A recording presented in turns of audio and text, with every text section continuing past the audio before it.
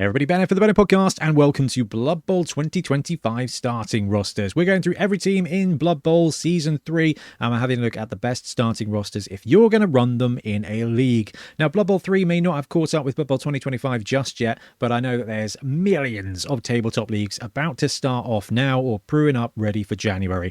And I think Tomb Kings are going to be one of the most popular teams out there. They were excellent in the last edition.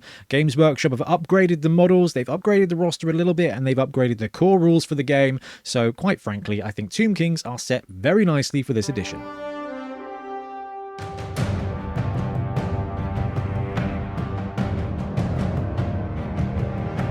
Okay, so let's dive into the league for Tomb Kings. So, 60k rerolls, tier 2, doesn't matter for leagues unless your league is doing a seeding rule set or a homebrew set, but talk to your commissioner about that. No Apothecary, and they get Sylvanian Spotlight and Masters of Undeath. Masters of Undeath is obviously, if you kill a dude, you get a dude, which is very useful for any undead team. Sylvanian Spotlight will affect which star players you can run.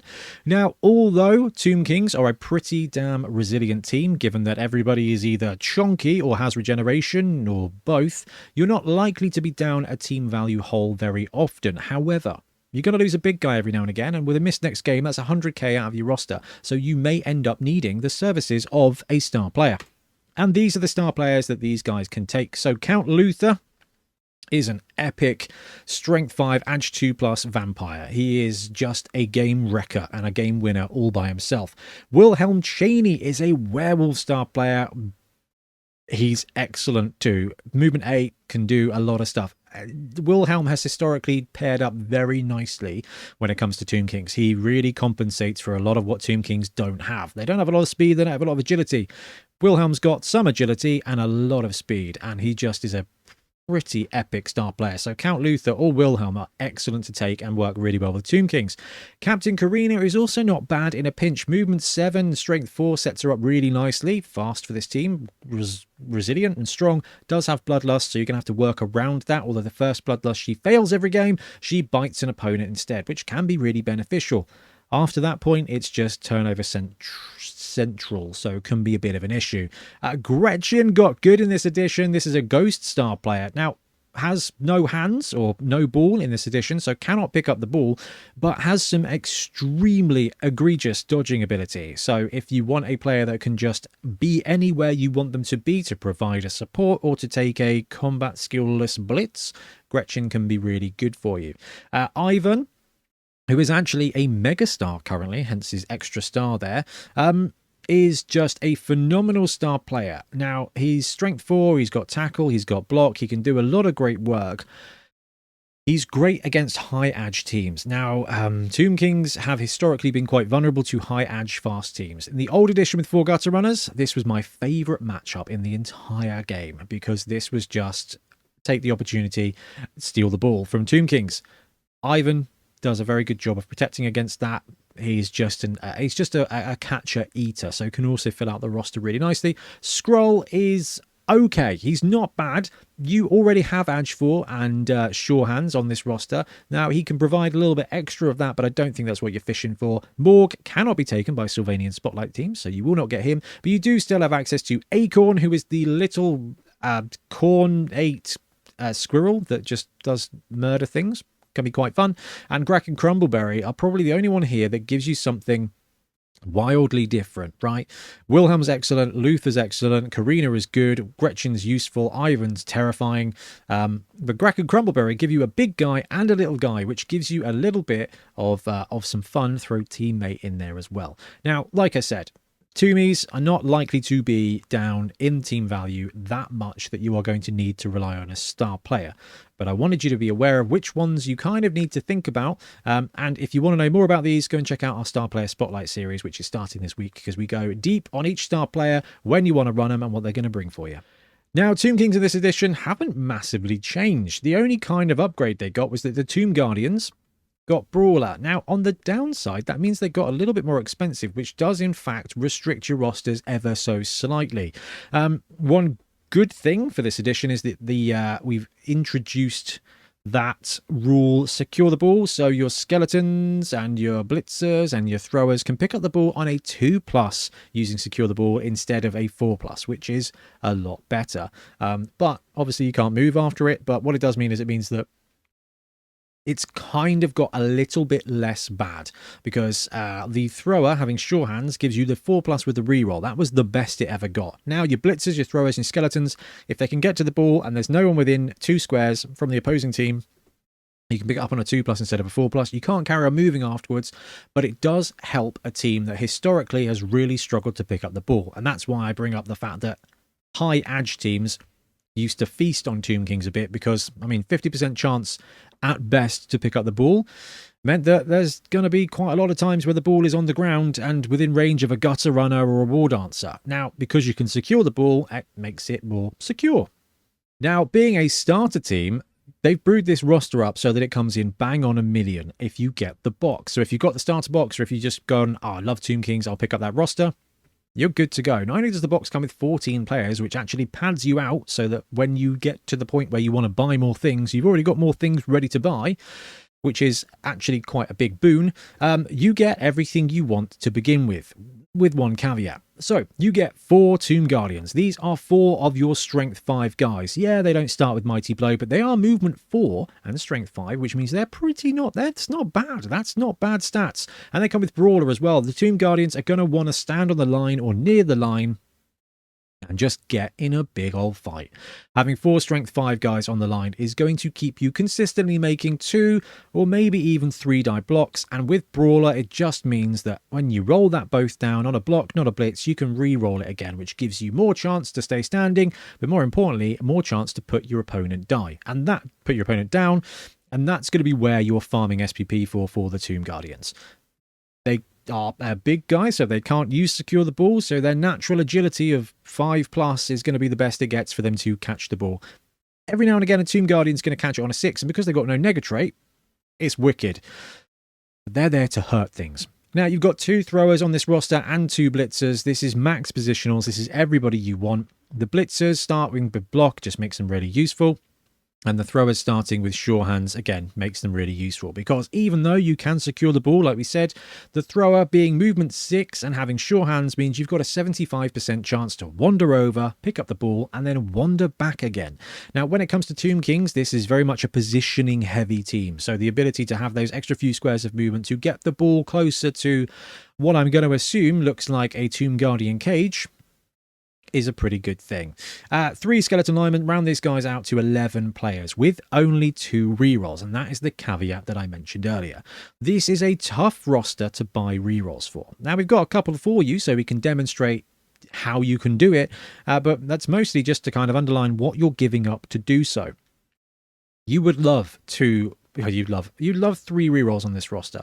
Like, we talked about the fact you've got some big guys and they're going to be blocking, and you've got some block there with the 2 blitzers. You've got a bit of sure hands, but agility is brutal for this roster. So there are going to be times where you definitely are going to throw away a reroll, either picking up the ball because you've got to go and you've got to pick up, or just absolutely messing up that block. Because one thing you've got to consider is, even though those Tomb Guardians have got Brawler, you are going to be throwing a lot of blocks with them.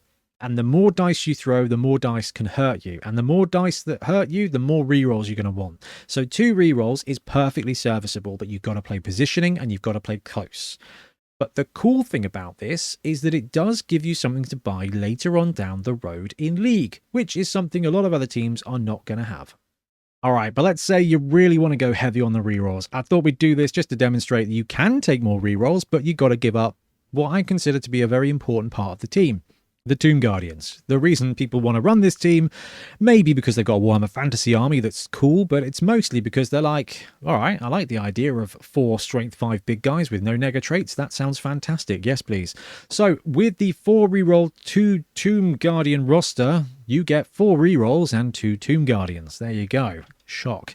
We've got 2 Tomb Guardians, 2 throwers, 2 blitzers, and 5 skeleton linemen with 4 rerolls, and 2 dedicated fans brings you to 980k. So still got 11 rosters, still got 11 players on your roster.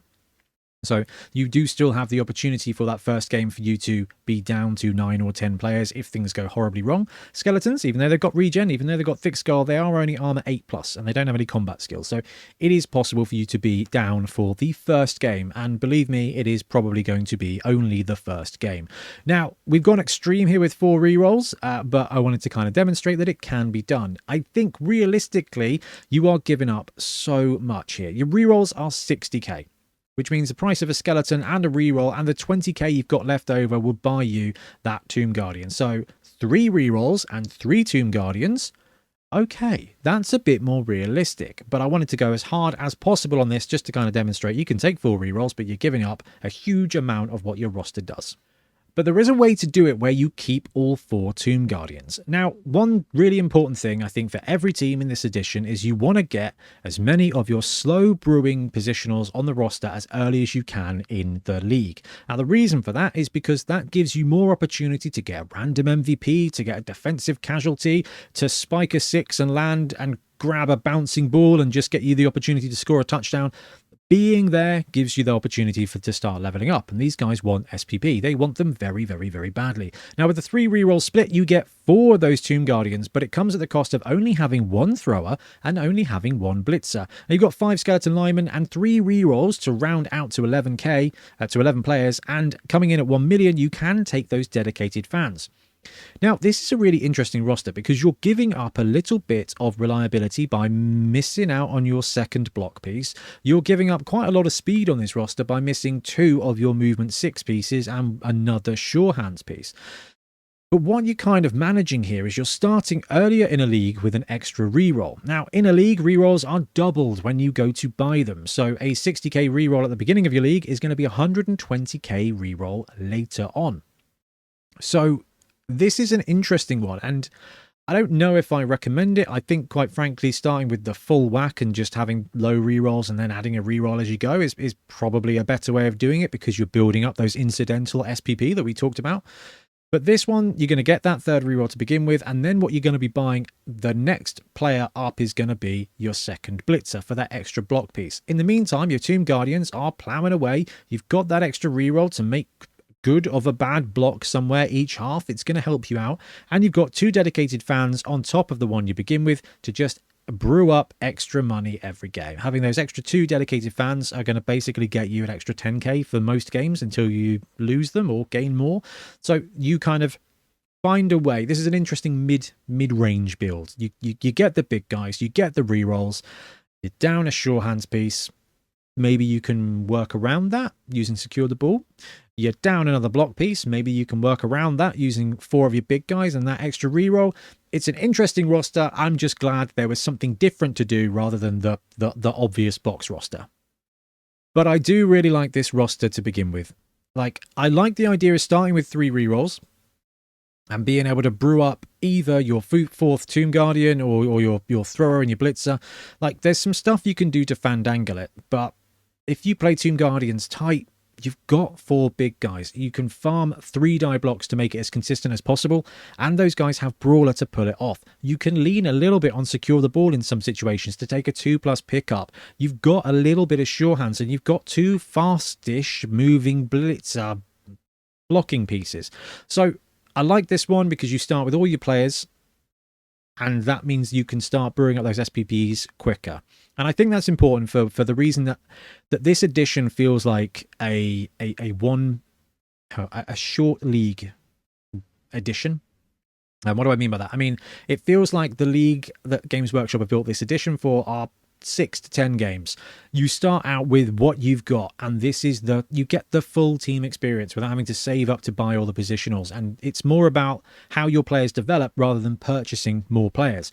Now, the cool thing about this box roster is as you brew up, you can go, okay, at 40k, which is realistically going to be your first game if it goes all right, you can pick up your 12th skeleton. Boom, I've got a bench immediately. Then you can kind of gauge whether you want to splash out and get the 13th lineman or just at that point save up, and then because 120k is 3 or 4 games down the line, you pick up that 3rd reroll. By that point, you've got a couple more combat skills on your roster. Your roster's doing a little bit more, and it really can kind of start to come together. But the only choice I think you've really got here is, do you want 2 rerolls with everything? Or do you want 3 rerolls with a little bit less? Okay, so Tomb Kings in this edition, when it comes to League, they're not massively different from the last edition. They're a little bit more expensive, which means you have to fudge more to take those extra rerolls.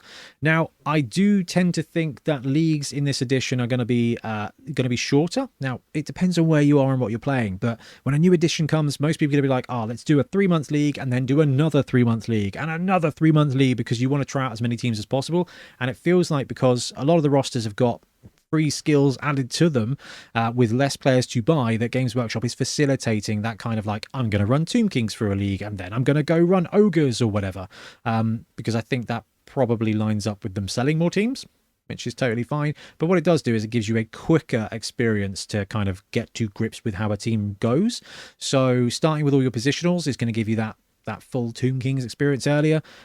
Saving up and playing 3 or 4 games with not all the positionals, with not all the fun stuff for the team, it's fine if you're playing a 16-game league, because you still get to play most of the league with all of the team.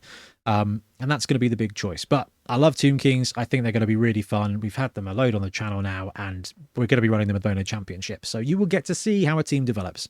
Anyway, let me know what you think about Tomb Kings in this edition, and we'll be back soon with more Blood Bowl content. Happy blocking.